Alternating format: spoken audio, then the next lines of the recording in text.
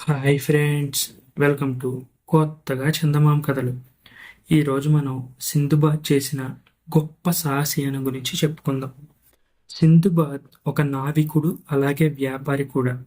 ఎప్పుడూ నౌకల మీద తిరుగుతూ వేర్వేరు దేశాలకు వెళ్తూ అక్కడ వ్యాపారం చేసి డబ్బు గడించేవాడు.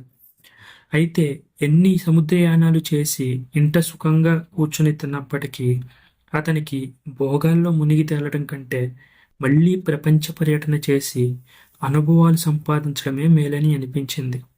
మనం కష్టాలకి గురి అయ్యే సమయంలో వాటిని ఎలా భరించగలమా, అవి ఎప్పుడు గడిచిపోతాయా అనిపిస్తుంది. కానీ అవి తొలగిపోయి సుఖమైన రోజులు వచ్చాక వెనక్కి తిరిగి చూసుకుంటే ఆ కష్టాల్లోనే ఏదో ఆనందం కనిపిస్తుంది. వాటిని గురించి అప్పట్లో ఎందుకు అంత దిగులు పడ్డామా అని ఆశ్చర్యపోతాం అని తను ఎప్పుడూ అనుకుంటూ ఉండేవాడు. అంతేకాకుండా వర్తకం చేసి డబ్బు మరింత గడించాలని కూడా కోరిక కలిగింది. ఈ కోరిక పోను పోను ఎంత తీవ్రంగా పరిణమించిందంటే ఇక సింధుబాద్ ఒక్క క్షణం కూడా ఇంట్లో కూర్చోలేకపోయాడు. తిరిగే కాలు తిట్టే నూరు ఊరుకోవని అందుకే అంటారు. విధి తోసినట్టుగా ఒకనాడు సింధుబాద్ తన ఇల్లు వాకిలి ఆస్తి పాస్తి వదిలేసి పూర్వం కంటే ఎక్కువ ఖరీదైన సరుకులు కొనుక్కొని వాటితో బస్రా చేరాడు. అక్కడ ఒక పెద్ద నౌకని పట్టుకున్నాడు. ఆ నౌకలో అనేక మంది బస్రా వర్తకులు కూడా ప్రయాణమయ్యారు. ఈ నౌక చాలా వేగంతో పోగల సామర్థ్యం కలది. అది ఎన్నో దీవులకు, ఎన్నో దేశాలకు వెళ్ళింది. నౌక లంగరు దించిన చోటల్లా వర్తకం మహా చురుకుగా, అమిత లాభసాటిగా జరిగింది. కానీ ఉన్నట్టుండి ఒకనాడు నడి సముద్రంలో సరంగు లంగరు దింపించాడు. మన పని అయిపోయింది అని ఎలుగెత్తి అరిచాడు. ఆ క్షణంలోనే ఉప్పెన గాలి లేచింది. తాడి ప్రమాణాన కెరటాలు నౌక చుట్టూ లేచి అనేక వేల ఏనుగుల శక్తితో నౌకను బాధసాగాయి. కొద్దిసేపట్లోనే నౌక వాటి తాకిడికి ముక్కలు చెక్కలైపోయింది. నౌకలోని సరుకంతా సముద్రుడు మింగేసి తన పొట్టన పెట్టుకున్నాడు. వర్తకుల్లో చాలామంది తమ సరుకులతో పాటే సముద్రంలో సమాధి అయిపోయారు. కానీ దేవుడి కటాక్షం వల్ల సింధుబాద్ మరికొందరు వర్తకులు మాత్రం ఒక విశాలమైన చెక్కల తెట్టును ఆశ్రయించగలిగాడు. అలలు వారిని ఒక పూటల్లా అటూ ఇటూ కొట్టాయి. తరువాత ఒక పెద్ద గాలి వారిని ఒక ఒడ్డున పారేసింది. వారంతా ఉప్పెన తాకి 3 వంతులు చచ్చి ఉండడం వల్ల ఆ రాత్రంతా సముద్ర తీరాన ఇసుకలో ఎలా పడిన వారు అలాగే సొమ్మసిల్లి బాగా నిద్రపోయారు. నిద్రలేచి చూసేసరికి వారికి కాస్త శక్తి వచ్చినట్టు అనిపించింది. అందుచేత వారు బయలుదేరి లోతట్టు ప్రాంతాలకేసి వెళ్ళారు. కొంత దూరం వెళ్ళేసరికి అంత దూరాన వారికి ఒక భవనం కనపడింది. వారు చూస్తూ ఉండగానే ఆ భవనం ద్వారంలో నుంచి అనేక మంది కారు నలుపు వ్యక్తులు పరిగెత్తుకుంటూ వారి వైపు వచ్చారు. వారు జంతువుల చర్మాలు ధరించి ఉన్నారు.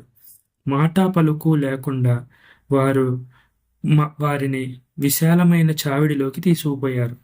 అక్కడ ఒక ఎత్తైన సింహాసనం మీద ఒక రాజు కూర్చొని ఉన్నాడు. కూర్చోమని ఆయన సింధుబాద్ వారికి కాస్త సైగ చేశాడు. క్షణంలో అక్కడున్న నల్లటి వారు వారి ముందు కంచాలలో కనీ విని ఎరగని కూరలతో భోజనం ఉంచారు. వాటిని చూస్తే సింధుబాద్కు కనీసం అంటబుద్ధి కూడా కాలేదు. కానీ సింధుబాద్ మిత్రులు బాగా ఆకలిగొని ఉన్న కారణంగా ఆవురావురుమంటూ కంచాలలో పెట్టిన ఆహారం మొత్తం తినేశారు. సింధుబాద్ ఆ ఆహారం తినకపోవడమే మంచిదైందని అతనికి తర్వాత తెలిసి వచ్చింది. సింధుబాద్ స్నేహితులైన వర్తకుల ఆకలి ఆహారం తింటున్న కొద్దీ జాస్తి కాసాగింది. వారు గంటల తరబడి తమ కంచంలో వడ్డించిందంతా ఆత్రంగా తినసాగారు. అంతకంతకు వాళ్ళు తినే పద్ధతి కూడా పశువులు తినే ధోరణిలోకి దిగసాగింది. వాళ్ళు ఒక వంక తింటూ ఉండగానే నల్లవాళ్ళు ఒక జాడీలో ఏదో లేపనం తెచ్చి వారి శరీరాలకు పోయసాగారు. దీని ప్రభావం చూసి తీరాలి. సింధుబాద్ మిత్రుల పొట్టలు ఒక్కొక్క అంగుళమే ఉబ్బుకు రావడం సింధుబాద్ కళ్ళారా చూశాడు. పొట్టలు ఉబ్బిపోతున్న కొద్దీ వారి ఆకలి కూడా హెచ్చిపోయింది. ఆ ఆకలి ఎంతకీ తీరేదిగా లేకపోవడం చూసి సింధుబాద్ నిర్ఘాంతపోయాడు. అదంతా కళ్ళారా చూస్తూ సింధుబాద్ ముద్ద నోట్లో ఎలా పెట్టుకుంటాడు? అతని శరీరానికి లేపనం పూయ వస్తే అతను నిరాకరించాడు. అది కూడా సింధుబాద్కు మేలే అయింది. ఎందుచేతనంటే వీళ్ళు నరభక్షకులని, చంపి తినడానికే వాళ్ళ విధంగా మనుషులకు కొవ్వు పట్టేట్టు తినిపిస్తారని సింధుబాద్కు త్వరలోనే తెలిసింది. ఇంకో ఘోరమేంటంటే వీళ్ళ రాజు రోజుకొక మనిషిని కాల్చుకు తింటాడు. కానీ మిగతా వారు మట్టుకు పచ్చి మనుషులనే పీక్కు తింటారు. ఈ విషయాలు సింధుబాద్కు తెలియవచ్చాక అతని గతి, అతని స్నేహితుల గతి ఏమవుతుందోనని సింధుబాద్ చాలా ఆందోళన చెందాడు. పైగా సింధుబాద్ మిత్రుల పొట్టలు పెరిగిపోతున్న కొద్దీ వాళ్ళ వివేకం క్షీణించిపోతున్నట్లు స్పష్టమైంది. చివరికి వాళ్ళు వేట పశువుల్లా అయిపోయారు. ఆ నల్లటి వాళ్ళు వీళ్ళని దూరంగా ఉన్న పచ్చిక మైదానాలపైకి మేపడానికి తోలుకుపోయారు. సింధుబాద్ భయంతోనూ ఆకలితోనూ చిక్కి శల్యమైపోయాడు. సింధుబాద్ చర్మం ఎముకలకు అంటుకుపోయింది. అక్కడి వాళ్లకు సింధుబాద్ మీద కొంచెం కూడా ఆసక్తి లేకపోయింది. వారు సింధుబాద్ను మర్చిపోయారు. అందుచేత సింధుబాద్ ఒకరోజు వాళ్ళ భవనం నుంచి తప్పించుకొని దీవికి అడ్డం పడి నడవసాగాడు. దారిలో సింధుబాద్కు అతని మిత్రులను తోలుకుపోతున్న నల్లటి వాళ్ళు తటస్థపడ్డారు. సింధుబాద్ చెట్ల చాటున దాక్కొని వారి కంట పడకుండా తప్పించుకున్నాడు. సింధుబాద్ ఆ రాత్రి అంతా ఆగకుండా నడిచాడు. నరభక్షకుల నుంచి తప్పించుకోవాలన్న ఆదుర్దాలో సింధుబాద్కు నిద్ర కూడా రాలేదు. దారి వెంబడి కందమూలాలు తింటూ ఎడతెగకుండా 6 రాత్రులు 6 పగళ్ళు నడక సాగించి చివరికి మానవులుండే దేశం ఒకటి చేరాడు. ఇది దీవికి అవతలి తీరం వద్ద ఉన్నది. వారు సింధుబాద్ మాట్లాడే భాషే మాట్లాడుతూ అతన్ని చుట్టుముట్టారు. సింధుబాద్ ఆ భాష విని ఎంతో కాలమైంది. సింధుబాద్ వారితో తమ కష్టాలన్నీ చెప్పుకున్నాడు. ప్రాణాలతో బయటపడినందుకు సింధుబాద్ను అభినందించి వారు అన్నపానాదులు సమర్పించారు. ఒక గంటసేపు విశ్రాంతి తీసుకున్నాక వారు సింధుబాద్ను తమ పడవల్లో ఎక్కించుకొని వారి రాజు వద్దకు తీసుకుపోయారు. ఆ రాజుగారు వేరొక దీవిలో ఉంటున్నాడు. రాజధానిలో జనసమ్మర్దం హెచ్చుగా ఉంది. అంగళ్లలో సమస్తమైన సరుకులు ఉన్నాయి. వీధులు విశాలంగా నిర్మలంగా ఉన్నాయి. ఆ వీధుల వెంట అనేక మంది మేలుజాతి గుర్రాల మీద జీను లేకుండా సవారీ చేసుకుంటూ అటూ ఇటూ తిరుగుతున్నారు. సింధుబాద్ రాజుగారిని దర్శనం చేసుకుంటూనే, మీ దేశంలో రౌతులు జీను లేకుండా తిరుగుతున్నారేంటి గుర్రాల మీద? కారణం ఏంటి అసలు? సవారీకి జీనులుండడం మరింత సుఖం కాదా అని అడిగాడు. జీనులా అంటే ఏంటి? వాటి గురించి మేమెప్పుడు వినలేదే అన్నాడు రాజు ఆశ్చర్యంగా. అలా అయితే నాకు అనుమతి ఇవ్వండి. నేను 1-2 రోజుల్లో జీను తయారు చేసి ఇస్తాను. దానిలో ఉండే సౌకర్యం మీకే తెలిసి వస్తుంది అన్నాడు. రాజు కూడా సరే అన్నాడు.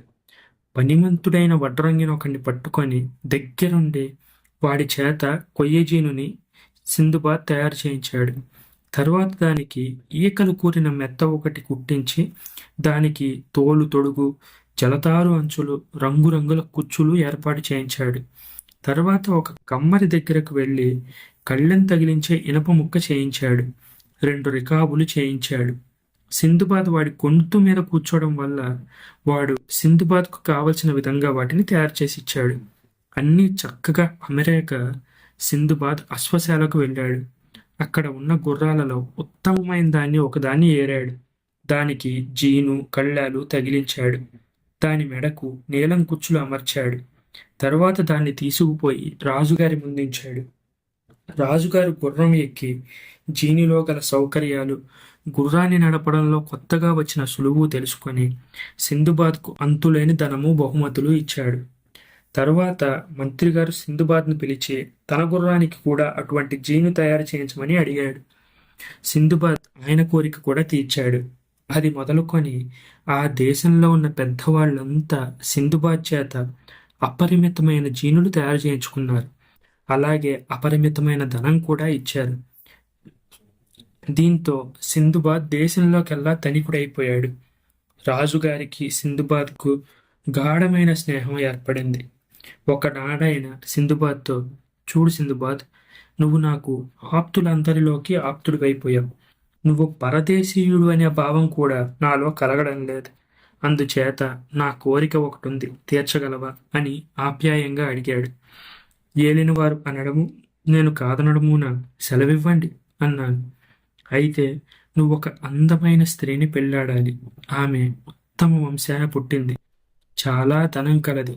ఆమెను వివాహమాడితే నువ్విక్కడే ఉండిపోతావని నా ఆశ. కాదనకు సింధుబాద్ అన్నాడు రాజుగారు. సింధుబాద్కు ఏమనాలో తోచలేదు. అతని బుర్రంతా పాడైపోయినట్టు అనిపించింది. సింధుబాద్ ఆయన కేసి చూడలేక తల వంచుకున్నాడు. మాట్లాడవేంటోయ్ అన్నాడు రాజుగారు. మహారాజా, నేను తమ సేవకుణ్ణి, తమ ఇష్ట ప్రకారం చేయండి అన్నాడు.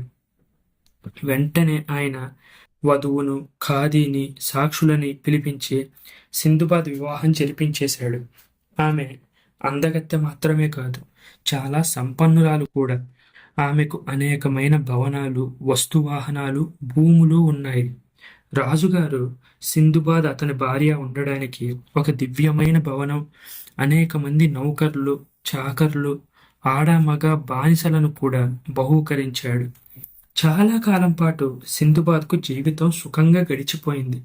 సింధుబాద్ అతని భార్య అన్యోన్యంగా ఉంటున్నారు. అందుచేత సింధుబాద్ రహస్యంగా బాగ్దాదుకు పారిపోయేటప్పుడు తన భార్యను కూడా అంటబెట్టుకుపోదామనే అనుకున్నాడు. కానీ తానొకటి తెలిస్తే దైవం ఒకటి తలుస్తాడన్నది ఎప్పటికీ అబద్ధం కాదు. సింధుబాద్ పగటి కలలు కన్నాడన్న విషయం అతనికి త్వరలోనే స్పష్టమైంది. ఒకనాడు సింధుబాద్ పొరుగింటి పెద్ద మనిషి భార్య చనిపోయింది. సింధుబాద్ ఆయన్ని పరామర్శించడానికి వెళ్ళి, అన్నా, విచారించకండి. విచారించి మనం చేయగలది కూడా ఏమీ లేదు. ఈ వియోగాన్ని మీరు త్వరలో మర్చిపోతారు. ఎవరు చూశారు? మీకు ఇంతకంటే యోగ్యురాలైన భార్య ఈసారి దొరకవచ్చు అన్నాడు. సింధుబాద్ మాటలు విని ఆయన ఆశ్చర్యపోయినట్టు కనపడ్డాడు. కొద్ది గంటల్లో చచ్చిపోయేవాడికి ఇంకో భార్య ఏంటి అన్నాడాయన. ఈసారి ఆశ్చర్యపోవడం సింధుబాద్ వంతైంది. అలా అంటున్నారేంటి? ఎందుకు నిష్కారణంగా నిరాశపడుతున్నారు? దేవుడి కటాక్షం వల్ల మీ ఆరోగ్యానికి ఏమీ లోపం లేదే. కొంపతీసి ఆత్మహత్య లాంటివి ఏమీ చేసుకోవడం లేదు కదా అన్నాడు. దానికైనా, నీకు మా దేశపు ఆచారాలు తెలియవన్నమాట. మా దేశంలో భార్యాభర్తలలో ఎవ్వరు చనిపోయినా శవం వెంట రెండో వారిని కూడా పూజ చేస్తారు. అనాదిగా వస్తున్న ఈ ఆచారానికి రాజుగారు సైతం బద్దులే అన్నాడు. చిచి, ఇదేం ఆచారం? నా బొందలో ఊపిరి ఉండగా ఇలాంటి ఆచారాన్ని నేను ఆమోదించను అన్నాడు. వారలా మాట్లాడుకుంటూ ఉండగానే ఆయన బంధువులంతా వచ్చారు. ఆయన భార్య చనిపోయినందుకు, ఆయన చావబోతున్నందుకు తమ సంతాపాన్ని వెలిబుచ్చారు. తరువాత ఉత్తర క్రియలకు ఏర్పాట్లు జరిగాయి. ఆయన భార్య శవాన్ని చక్కగా అలంకరించి ఆమెకు కుండిన ఖరీదైన నగలన్నీ పెట్టి శ్మశానానికి తీసుకెళ్లారు. శవపేటిక వెనక భర్త నడిచాడు.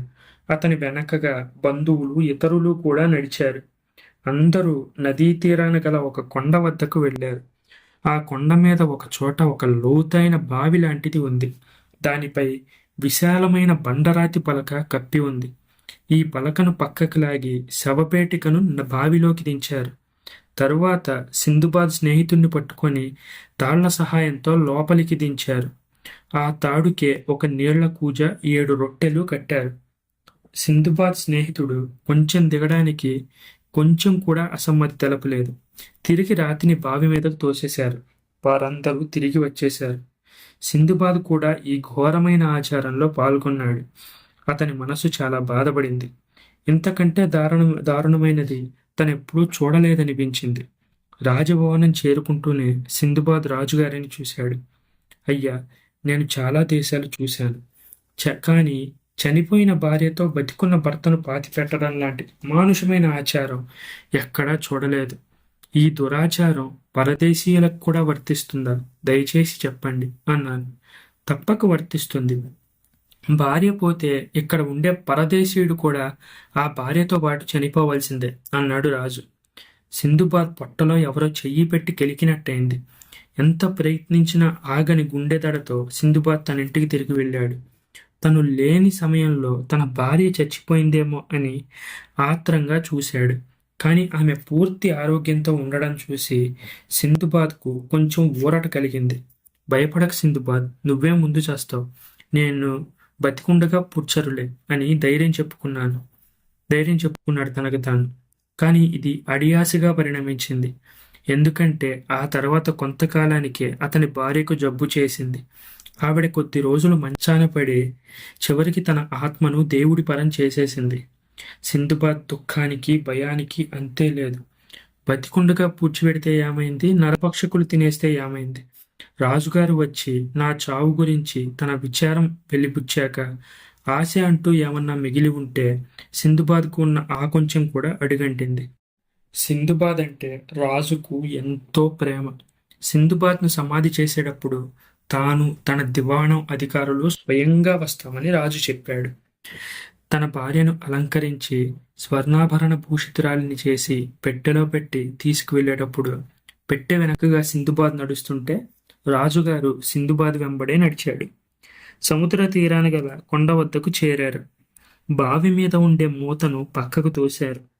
సింధుబాద్ భార్య శవాన్ని లోపలికి దించారు. సింధుబాద్కు వీడ్కోలు చెప్పడానికి వచ్చిన వారంతా అతని చుట్టూ మూగారు. అప్పుడు సింధుబాద్ రాజుగారితో, మీ దేశపు ఆచారానికి నన్ను గురి చేయడం ఎంత మాత్రం భావ్యం కాదు. మా దేశంలో నాకు ఒక భార్య ఉంది, అక్కడ బిడ్డలు కూడా ఉన్నారు, వారు నా కోసం ఎదురు చూస్తుంటారు అని వాపోయాడు. సింధుబాద్ మాటలు ఒక్కళ్ళు కూడా వినిపించుకోలేదు. సింధుబాద్ చేతుల కిందుగా తాళ్లు దూర్చారు. ఆ తాళ్లకే నీటి కూజ 7 రొట్టెలు కట్టారు. సింధుబాద్ను లోపలికి దించారు. తాళ్లు ఊడదీసి పైకి లాక్కుంటాం అని వాళ్ళు పైనుంచి కేక పెట్టారు. సింధుబాద్ ఆ పని చేయకుండా తనను పైకి లాగమన్నట్టుగా తాళ్లు గుంజాడు. వాళ్ళు విసిగిపోయి తాళ్లను లోపల పడేసి బావి మూసి వెళ్ళిపోయారు. లోపల ఒక విశాలమైన గుహలాగా ఉంది. పైనుంచి కొంత వెలుతురు వస్తుండడం వల్ల పూర్తిగా అంధకారంగా లేదు. సింధుబాద్ నేల మీద కూలబడి చాలాసేపు దుఃఖించాడు. నాయన, ఇంటి పట్టున కూర్చోలేక వచ్చినందుకు నీ గతి ఇంతే కావాలి. ఆ పడవ పగిలినప్పుడు సముద్రంలో అయినా మునిగి చేస్తే పోయేది. ఇప్పుడు ఈ దిక్కుమాలిన దేశంలో ఎందుకు చావాలి? అసలు ఎందుకు పెళ్లి చేసుకున్నావు నువ్వు అని అనుకున్నాడు. కొంతసేపటికి ఆకలి దప్పులు ప్రారంభమయ్యాయి. సింధుబాద్ సాధ్యమైనంత కాలం ఆయుర్దాయం పొడిగించుకోవడానికి నిశ్చయించుకున్నాడు.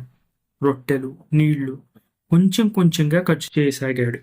రాత్రివేళ పడుకోవడానికి ఒక చోటు ఏర్పాటు చేసుకున్నాడు.